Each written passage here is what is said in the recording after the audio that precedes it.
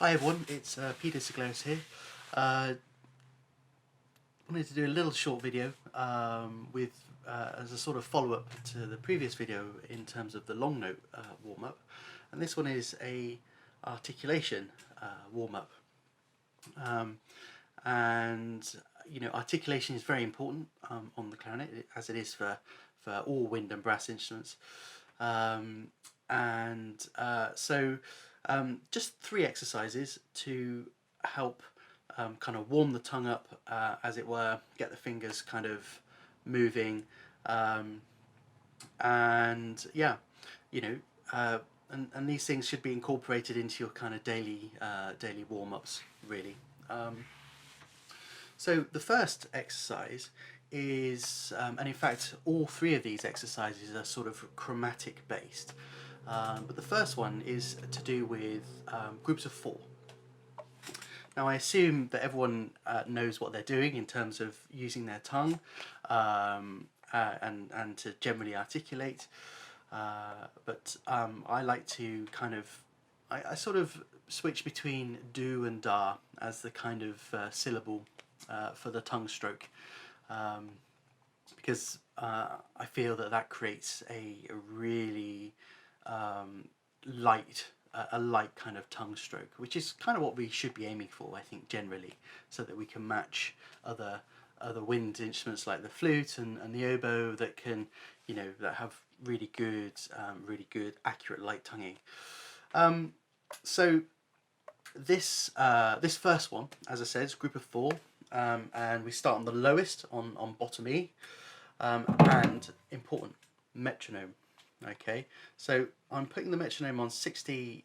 It's on 60 beats a minute, and it's subdividing. So it's giving me a quaver pulse. So if we pop that on, you can probably hear that. And so what I like to do with this is play each note. So group of 4.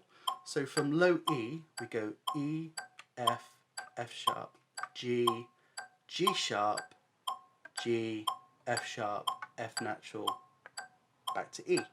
Okay, so it sounds something like this.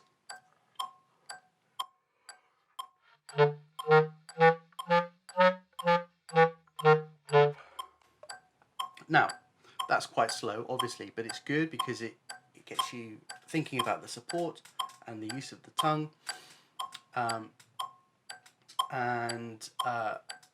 Once you know that feels comfortable, then just keep working up in semitones. So the next one would be F, and then F sharp, then G, G sharp, etc., etc. Now the other thing to remember is when you're doing this is to use alternatives as well. So if you've done it there and then done right F, left F sharp, don't forget to do right low E, left F, and then right F sharp as well. Okay, and then if you've got the extra key for E flat, use that as well. So that's the start of that one. Then to kind of think in more sort of quavers, in sort of semi-quavers, then you can do 2 per click.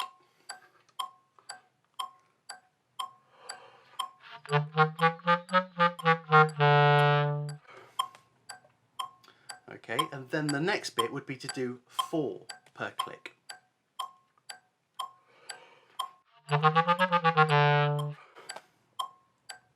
Okay, so there are 3 sort of stages with that one, and then, you know, once you're comfortable with that and everything's sort of working, increase the metronome speed, and that should just generally increase your speed, your tonguing speed. So the next one is a variation of that, actually, and it's on triplets. So if I move to triplets now, so starting on low E, we're not going up to the G sharp, we're only actually going up to the G.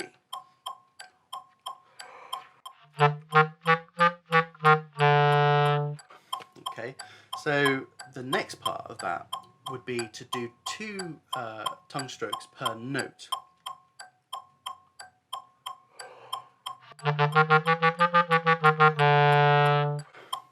And similarly with the first exercise, you can then work up chromatically. So the third exercise, if we go back to quavers, is a full chromatic, starting on low E. But what it's going to be in the descending part of a chromatic scale. So what we do is we play low E, and then we go up an octave, slurred up an octave to the E there, and then come down chromatically. So it should sound like this. And then you'll end up on the F in that case, and then you repeat. So you go F to F down chromatically, which then lands you on the F sharp, etc., etc., and then you can go through the whole range. So if I do a few of these,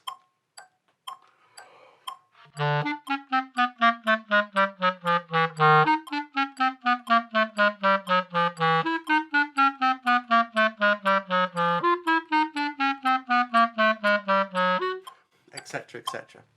So I hope you can incorporate those into your daily practice routines where we sit out, while we're in lockdown, and we hope that this will pass us by quickly. And yeah, I hope everyone's doing well and stay safe.